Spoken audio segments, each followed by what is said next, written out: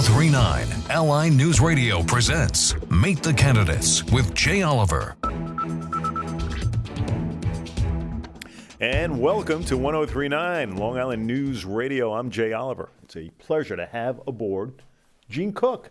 Gene, of course, on the town board in Huntington and vying for a spot in the supervisor's race in November. That's correct. And that's kind of interesting. Think about it, when you're on the town board for almost, 21 months or so, and now vying for a spot as supervisor in Huntington. How'd that all come about for you?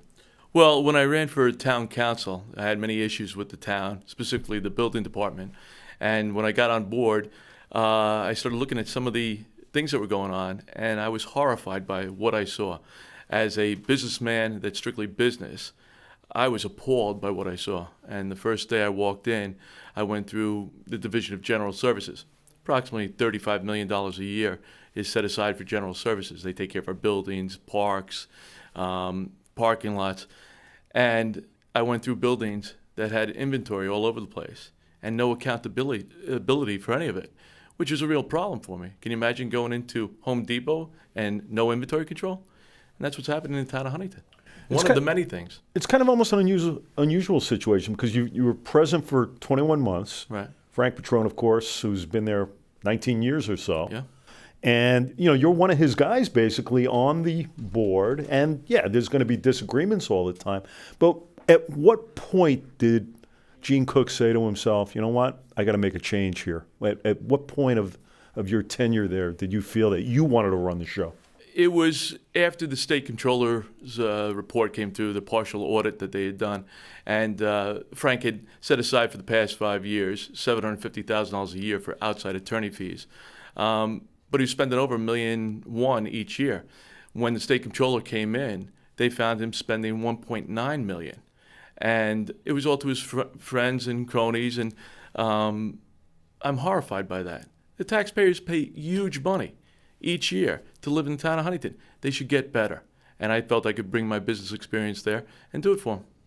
Did you, at certain points of your tenure as a board member, did you raise concerns to Frank Petrone? Was there disagreements along the way that you had voiced? Absolutely, from day one. And I told Frank that I had brought in a huge infrastructure experience that he had never seen on the town board before, and that I thought I could really help and what have you.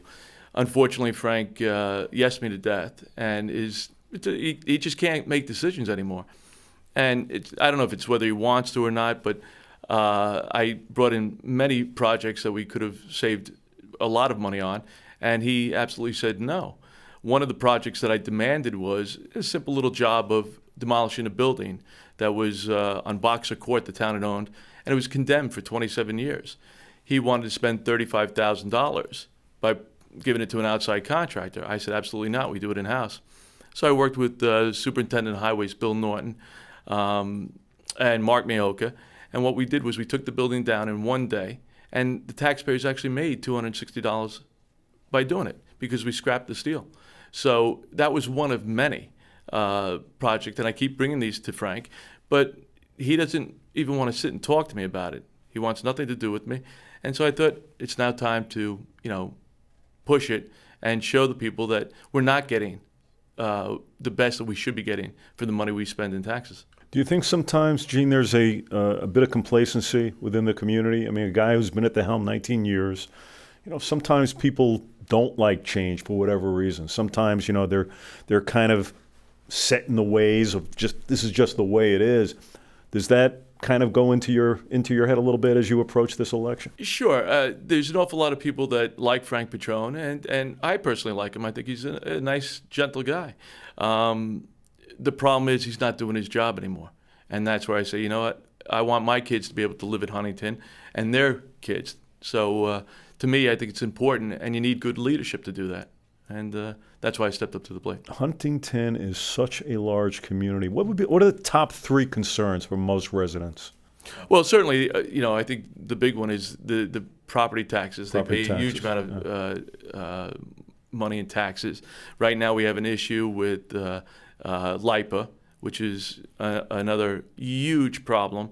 Recently, we just settled a number of lawsuits, and that money's got to be paid by March of next year. So there's some real difficult, decisions that have to be made, and you need somebody that can make those decisions. And being in business for myself for the past 25 years, I think I'm ready to do that. And I'd be more than happy to do that and do the right thing for the people. When you think of fresh voice, a lot of people are now looking for that fresh Absolutely. outlook. And Absolutely. And one of the things I'd like to see is term limits. I'd like to see, absolutely term limits. And if I get elected, I'm hoping we can get elected with Mark Mayock and Josh Bryce, and get that done right in January. Put it through, and this way, the community always has fresh people with fresh ideas that live in the community that can do the right thing for the community. I think it'll be great. Well, it should be interesting come November the 5th. Gene Cook, we thank you for being here. Gene, vying for a spot as supervisor of the town of Huntington. Thank you very much. My pleasure. For Thank you coming very in. much. And I'm Jay Oliver, Long Island 1039 News. Have a great day.